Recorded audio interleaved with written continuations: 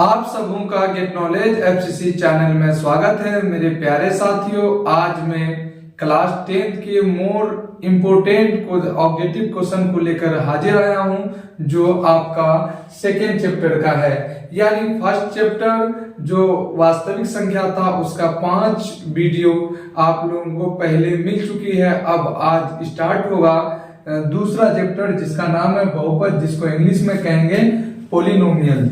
इसका पार्ट 1 है, यानी पहला पार्ट वीडियो, ये पहला पार्ट है जिसमें हम आप लोगों के सामने में 11 क्वेश्चन लेकर हाजिर आया हूं।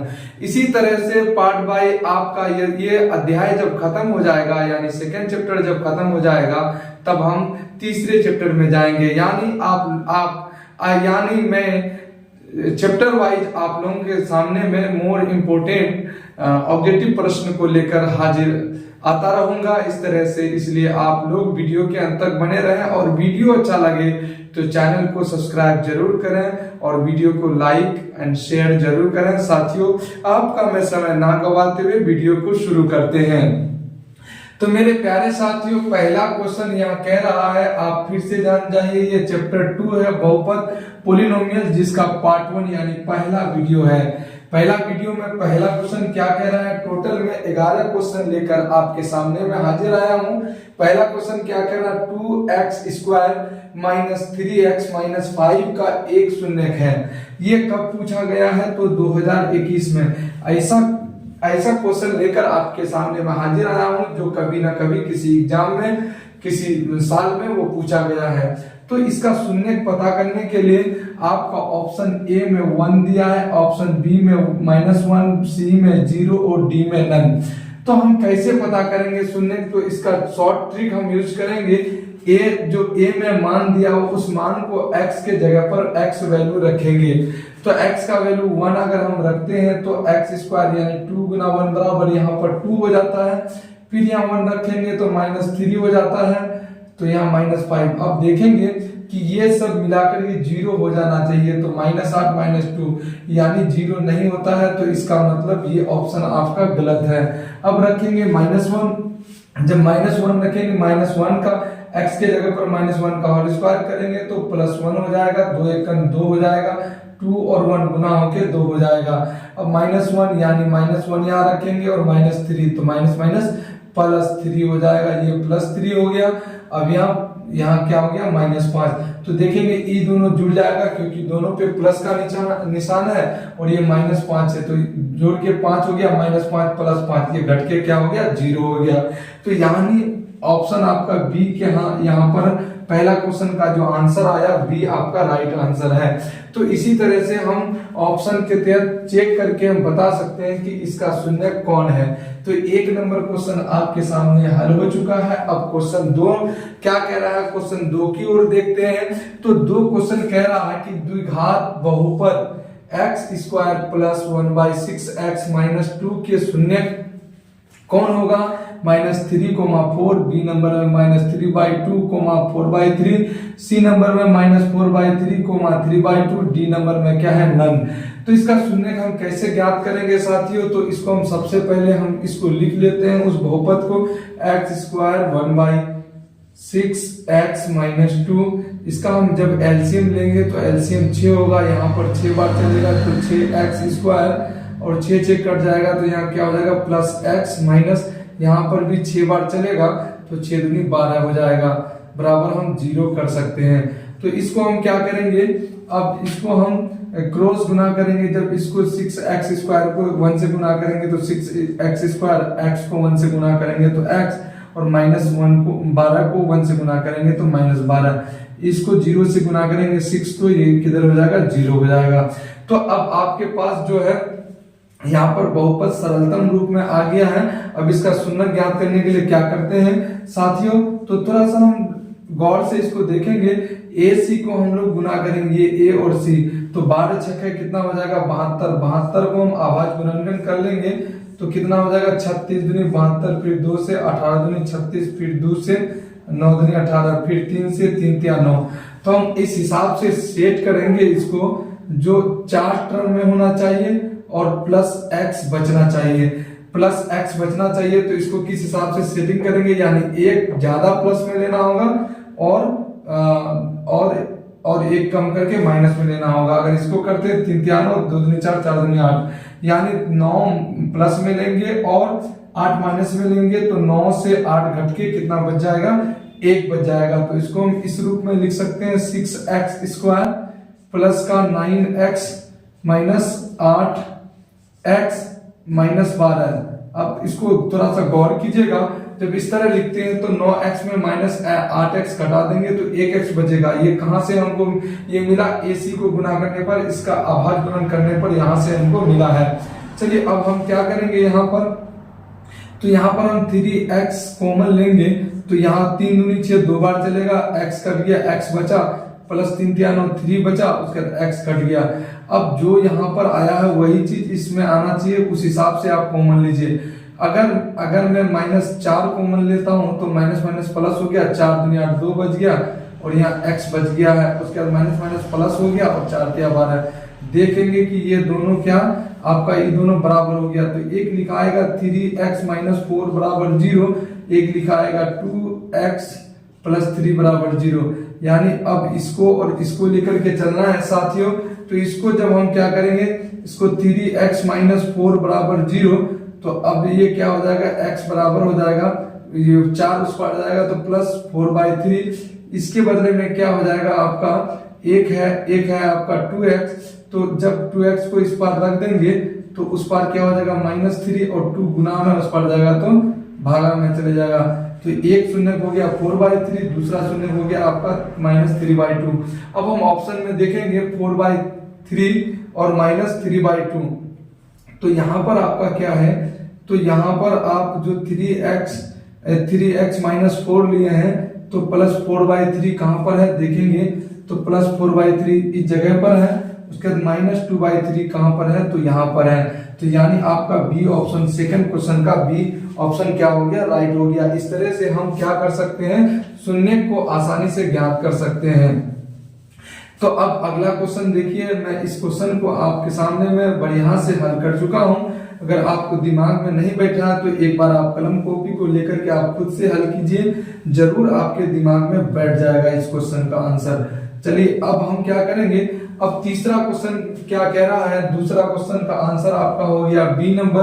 अब तीसरा क्वेश्चन क्या कह रहा है कि यदि f(x) बराबर दिया हुआ x³ minus 5x square plus 2x plus 2 हो तो f(1) का मान, तो यहाँ पर देखिए, यहाँ पर x यानी यहाँ x का मान क्या दिया हुआ, 1 दिया हुआ है, मान मांगा। इस क्वेश्चन को 2021 में पूछा गया है। तो यहाँ पर x का मान 1 दिया है, यहाँ पर f(1) यानी x के जगह पर 1 दिया है, तो इसका मान मांगा है। तो x के जगह पर क्या 1 रखेंगे, 1 का क्यूब करेंगे तो 1 ही होगा, और यहाँ पर 1 का स्क्वायर करेंगे तो 1, और 5 से गुना करेंगे तो -5 होगा, क्योंकि 1 का स्क्वायर करेंगे 1 और -5 को -1 से गुना करेंगे तो -5 हो जाएगा।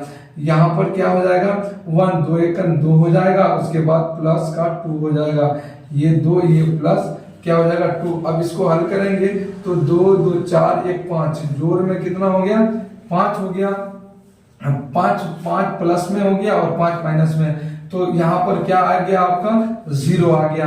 तो देखेंगे जब f(1) यानी x का मान 1 रखने पर, ये 1 रखने पर जब इसको हल करते हैं तो क्या आ जाता है, 0 मिलता है। तो यहाँ पर आपका आंसर ए क्या हो जाएगा, सही हो जाएगा। चलिए अब हम चौथा क्वेश्चन की ओर देखते हैं साथियों। चौथा क्वेश्चन कह रहा बहुपद y² माइनस 6x प्लस 8 का घात।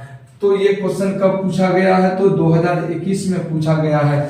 तो जब हम कोई भी बहुपद दिया हुआ रहे, उस बहुपद का हम अधिकतम घात देखेंगे कि अधिकतम घात उसका कितना है, और उसी घात को हम आंसर मानेंगे।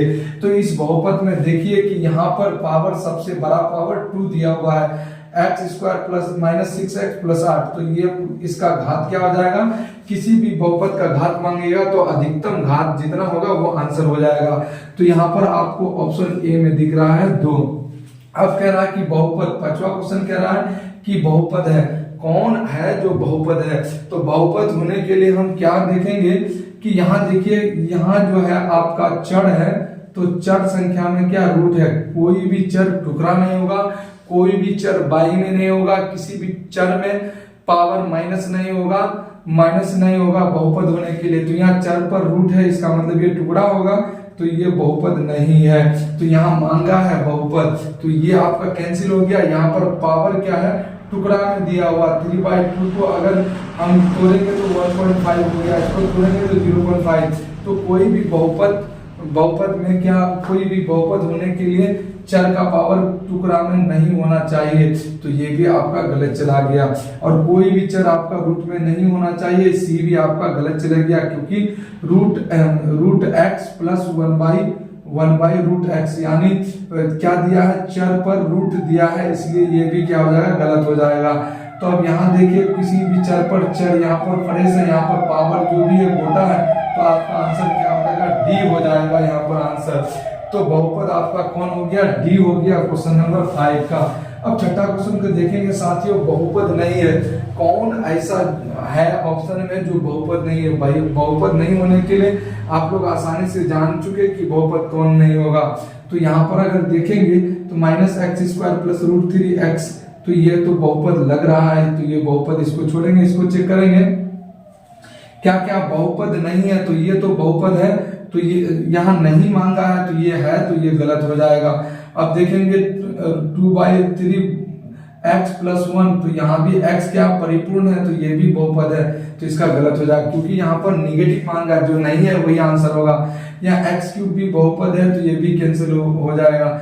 यहाँ पर देखेंगे 1/x प्लस 1 डी नंबर में, क्योंकि x को चर को क्या दिया y में, तो ये नहीं होगा, इसका मतलब यही आंसर, निगेटिव का आंसर निगेटिव होगा, डी ऑप्शन यहाँ पर राइट हो गया। अब देखेंगे सातवां क्वेश्चन क्या कह रहा है, y³ - 2y² minus √3y plus 1/2 का घात। हमने बताया घात के बारे में, किसी भी बहुपद का घात मांगे तो उसका अधिकतम पावर को देख लेना है। तो यहाँ अधिकतम पावर 3 है, तो इसका आंसर क्या हो जाएगा, 3 हो जाएगा, जो कि ऑप्शन सी में दिया हुआ है साथियों। अब 7 नंबर क्वेश्चन हल हो गया। अब 8 नंबर देखेंगे। 8 नंबर कह रहा है द्विघात के शून्यकों की संख्या कितनी होती है। ये 2013 में पूछा गया है।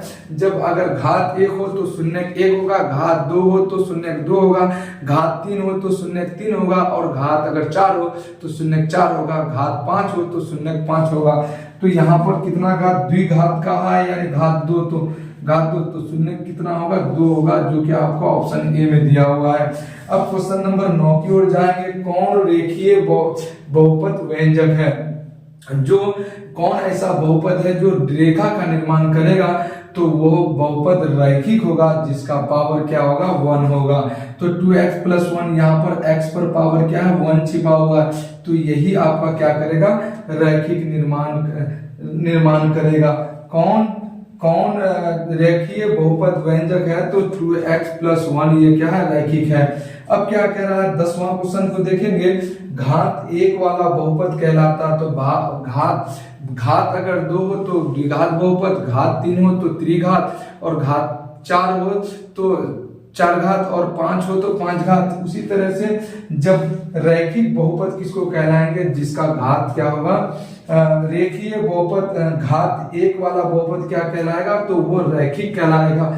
जिस पर घात 1 छिपा हुआ रहे, जिस पर घात 1 रहे, तो वो समीकरण रैखिक कहलाता है। तो इसका आपका 10वां नंबर का आंसर कितना हो गया, आपका सी आंसर हो गया। अब 11वां क्वेश्चन देखेंगे। 11वां कह रहा त्रिघात बहुपद का व्यापक रूप। तो त्रिघात बहुपद का अगर द्विघात का कहेगा तो हो जाएगा ax² plus bx plus c। अगर त्रिघात कहेगा तो ax³ plus bx² plus cx plus d। अगर फोरघात के कहेगा तो ax4 plus bx³ plus cx² plus dx plus e।